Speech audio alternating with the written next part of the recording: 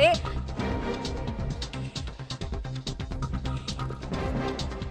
ನಾಳೆ ಮಧ್ಯಾಹ್ನ ಬೆಂಗಳೂರಿಗೆ ಅವರ ಮೃತದೇಹವನ್ನ ತರ್ತಾರೆ ಅನ್ನೋ ಮಾಹಿತಿ ಸಿಗ್ತಾ ಇದೆ. ಮೂಲದ ಪದ್ಮಿನಿ ಹೆಗ್ಡೆ ಅನ್ನೋರು ಕೂಡ ಉತ್ತರಾಖಂಡಲ್ಲಿ ಸಾವನ್ನಪ್ಪಿದ್ದಾರೆ ಅನ್ನೋ ಮಾಹಿತಿ ಸಿಗ್ತಾ ಇರುವಂತದ್ದು. ಇನ್ನು ಆಕೆ ಬೆಂಗಳೂರಿನಲ್ಲಿ ಗೂಗಲ್ ಕಂಪನಿಯಲ್ಲಿ ಕೆಲಸ ಮಾಡ್ತಾ ಇದ್ದಂತೆ ಸ್ನೇಹಿತರ ಜೊತೆ ಮೇ 29ನೇ ತಾರೀಕು ಪಾಪ ಟ್ರೆಕ್ಕಿಂಗ್ಗೆ ಹೋಗಿದ್ರು. ನಾಳೆ ಮಧ್ಯಾಹ್ನ ಬೆಂಗಳೂರಿಗೆ ಪದ್ಮಿನಿ ಅವರ ಮೃತದೇಹವನ್ನ ವಾಪಸ್ ತರ್ತಾರೆ. ಇನ್ನು ಡೆಹ್ರಾಡೂನ್ ನಿಂದ ಬೆಂಗಳೂರಿಗೆ ಬಂದಂತಹ 13 ಚಾರಣಿಗರು, ಉತ್ತರಾಖಂಡಲ್ಲಿ 9 ಜನ ಕನ್ನಡಿಗರು ಸಾವನ್ನಪ್ಪಿರುವಂತಹ ಪ್ರಕರಣ ಇತ್ತಲ್ವಾ, ಈ ಪ್ರಕರಣಕ್ಕೆ ಸಂಬಂಧಪಟ್ಟಂತೆ ಈಗ ಮತ್ತಷ್ಟು ಅಪ್ಡೇಟ್ ಸಿಗ್ತಾ ಹೋಗ್ತಾ ಇದೆ. ನಿನ್ನೆ ಸಚಿವ ಕೃಷ್ಣ ಬೈರೇಗೌಡರು ಕೂಡ ಉತ್ತರಾಖಂಡ್ಗೆ ಹೋಗಿದ್ರು, ಅಲ್ಲಿ ಎಲ್ಲಾ ರೀತಿಯ ಪರಿಶೀಲನೆಯನ್ನ ಕೂಡ ಮಾಡಿದ್ರು. ಈಗ ಡೆಹ್ರಾಡೂನ್ ನಿಂದ ಬೆಂಗಳೂರಿಗೆ 13 ಮಂದಿ ಚಾರಣಿಗರು ವಾಪಸ್ ಆಗ್ತಾ ಇರುವಂತಹ ಮಾಹಿತಿ ಸಿಗ್ತಾ ಇದೆ. ಮಧ್ಯಾಹ್ನ ನಮಗೆ ವಿಷಯ ಮುಟ್ಟಿದ್ದು ಜೂನ್ 4 ರಾತ್ರಿ. ನಾವು ತಕ್ಷಣ ಲೋಕಲ್ ಅಥಾರಿಟೀಸ್ಗೆ ಎಲ್ಲರಿಗೂ ಕೂಡ ಮಾತನಾಡಿ ಜೂನ್ 5ನೇ ತಾರೀಕು ಬೆಳಗಿನ ಜಾವ 5 ಗಂಟೆಗೆ ರೆಸ್ಕ್ಯೂ ಆಪರೇಷನ್ ಅನ್ನ ಆರಂಭ ಮಾಡಿ, ಸೊ ಎಲ್ಲಿ ಸಿಕ್ಕಾಕೊಂಡಿದ್ರು ಅಲ್ಲಿಗೆ ಸಣ್ಣ ಹೆಲಿಕಾಪ್ಟರಲ್ಲಿ ಹೋಗಿ ಆರ್ಮಿ ಏರ್ಫೋರ್ಸ್ ಅವರ ಸಹಕಾರದಿಂದ ಅವರನ್ನ ರೆಸ್ಕ್ಯೂ ಮಾಡಿದ್ವಿ. ಅಷ್ಟೊತ್ತಿಗೆ ಮಾಡುವಂಥ ಕೆಲಸ ಆಯಿತು. ಅಷ್ಟೊತ್ತಿಗಾಗಲೇ 9 ಜನ ಮೃತಪಟ್ಟಿದ್ರು. ಸೊ ಜೂನ್ 5ನೇ ತಾರೀಕು ಸುಮಾರು 11 ಜನವನ್ನು ರೆಸ್ಕ್ಯೂ ಮಾಡಿ ಆವತ್ತು 5 ಬಾಡಿಯನ್ನು ಸಹ ರಿಕವರ್ ಮಾಡಿದ್ರು. ಅಷ್ಟೊತ್ತಿಗೆ ವಾತಾವರಣ ಕೆಟ್ಟ ಮೇಲೆ ಇವತ್ತು ಬೆಳಿಗ್ಗೆನೆ ಮತ್ತೆ 7 ಗಂಟೆಗೆ ಶುರು ಮಾಡಿ ಉಳಿದಂಥ 4 ಬಾಡಿಯನ್ನು ಸಹ ರಿಕವರ್ ಮಾಡಿ ಇವತ್ತು 13 ಜನವನ್ನು ಕೂಡ ಒಂದೇ ಫ್ಲೈಟ್ನಲ್ಲಿ ಬ್ಯಾಂಗ್ಳೂರ್ವರೆಗೂ ರಾಜ್ಯ ಸರ್ಕಾರ ಅವ್ರನ್ನ ಬರೋದಕ್ಕೆ ವ್ಯವಸ್ಥೆ ಮಾಡಿದೆ.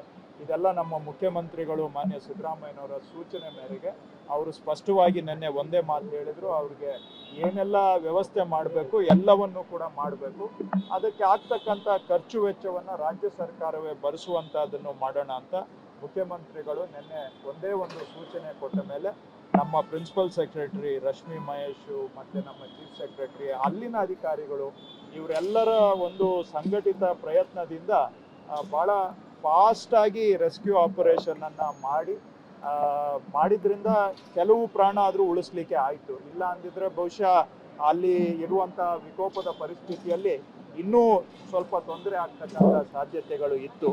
ಅವರು ಕೂಡ ಟ್ರೆಕ್ಕರ್ಸು ಮಾತನಾಡಿದಾಗ ನಮಗೆ ಇಷ್ಟು ಬೇಗ ರೆಸ್ಕ್ಯೂ ಮತ್ತು ರಿಲೀಫ್ ಬರುತ್ತೆ ಅಂತ ನಮಗೆ ಆಶ್ಚರ್ಯ ಆಯಿತು ಅನ್ನುವಂಥ ಮಾತನ್ನು ಕೂಡ ಅವರು ಹೇಳಿದರು. ಸೊ ನಮ್ಮ ಇಲ್ಲಿ ಕರ್ನಾಟಕದ ಅಧಿಕಾರಿಗಳು ಮತ್ತು ಉತ್ತರಾಖಂಡದ ಅಧಿಕಾರಿಗಳು ಅವರು ಕೂಡ ನಮಗೆ ಸಹಕಾರ ಕೊಟ್ಟಿದ್ದಾರೆ. ಸೊ ಅವರೆಲ್ಲರ ಸಂಘಟಿತ ಪ್ರಯತ್ನದಿಂದ ಇವರನ್ನ ಕರೆತರಲಿಕ್ಕೆ ಸಾಧ್ಯ ಆಗಿದೆ. ಆದರೂ ಕೂಡ ಬಹುಶಃ ಇತ್ತೀಚಿನ ವರ್ಷಗಳಲ್ಲಿ ನೋಡಿದಾಗ ಇದು ಬಹಳ ನಮ್ಮ ರಾಜ್ಯದ ಒಂದು ಜನಗಳದ್ದು ನೋಡಿದಾಗ ಒಂದು ದೊಡ್ಡ ದುರಂತ ಅಂತ ಹೇಳ್ಬೋದು. ದುರಾದೃಷ್ಟ ಇದು ಆಗಿರ್ತಕ್ಕಂಥದ್ದು.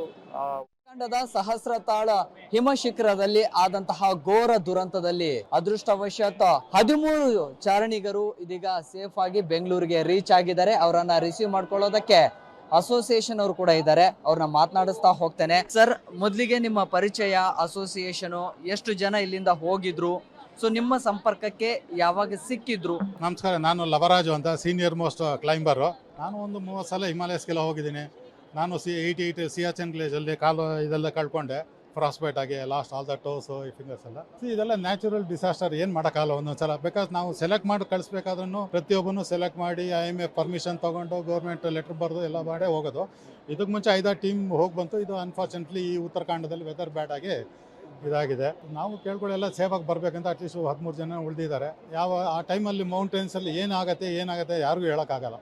ಇವಾಗ ಚೆನ್ನಾಗಿರುತ್ತೆ, ಇನ್ನೊಂದು ಅರ್ಧ ಗಂಟೆಯಲ್ಲಿ ಏನಾಗುತ್ತೆ ಅಂತಲೂ ಹೇಳೋಕ್ಕಾಗಲ್ಲ. ಸರ್, 22 ಜನ ಹೋಗಿದ್ದು, 23 ಜನ ಹೋಗಿದ್ದು, 13 ಜನ ಸೇಫ್ ಆಗಿದ್ದಾರೆ. ಇನ್ನು ಮಿಕ್ಕಿದವರು ಸ್ನೋ ಇದರಲ್ಲಿ ಸಿಕ್ಕಾಕೊಂಡು ಏನೋ ಡೀಟೇಲ್ಸ್ ಬಂದ್ಮೇಲೆ ಗೊತ್ತಾಗತ್ತೆ. ಸರ್, ನಿಮ್ಗೆ ಇವರು ಟೋಟಲ್ ಯಾವಾಗ ನಿಮ್ಗೆ ಕಾಂಟ್ಯಾಕ್ಟ್ ಆಗಿದ್ರು, ಎಲ್ಲಿ ತನಕ ಮೊಬೈಲ್ ಕನೆಕ್ಟಿವಿಟಿಯಲ್ಲಿ ಇದ್ರು? ಇಲ್ಲ, ಅದು ಬಂದು ನಮಗೆ ನಮ್ಮ ಸೆಕ್ರೆಟ್ರಿಗೆ ಮೆಸೇಜ್ ಬಂತು. ಸೊ ಇಮಿಡಿಯೇಟ್ ರಾತ್ರಿ ಕಾಂಟ್ಯಾಕ್ಟ್ ಮಾಡಿ, ಆಮೇಲೆ ಸೆಕ್ರೆಟ್ರಿ ಅವ್ನು ಕಾಂಟ್ಯಾಕ್ಟ್ ಮಾಡಿ, ನಮ್ಮ IMFಗೆಲ್ಲ ಕಾಂಟ್ಯಾಕ್ಟ್ ಮಾಡಿ ಹೆಲ್ಪ್ ತೊಗೊಂಡು, ಸೊ ಆದಷ್ಟು ಎಷ್ಟು ಜನ ಆಗುತ್ತೋ ಸೇವ್ ಮಾಡಬೇಕಂತ ಹೆಲಿಕಾಪ್ಟರ್ ಎಲ್ಲ ಅರೇಂಜ್ ಮಾಡಿಕೊಟ್ಟಿದ್ದಾರೆ ಗೌರ್ಮೆಂಟ್ ಕಡೆಯಿಂದ. ಕೃಷ್ಣ ಬೈರೇಗೌಡರು ಹೋಗಿದ್ದಾರೆ. ರಿಕ್ವೆಸ್ಟ್ ಮಾಡಿ ಈ ಸಲ ಇದಕ್ಕೆ ಮುಂಚೆ ಈವನ್ ಕೇದಾರ್ನಾಥಲ್ಲಿ ಆದಾಗ್ಲೂ ಅನಿಲ್ ಲಾಡ್ ಹೋಗಿ ಸುಮಾರು ಜನ ಸೇವ್ ಮಾಡಿದ್ದಾರೆ.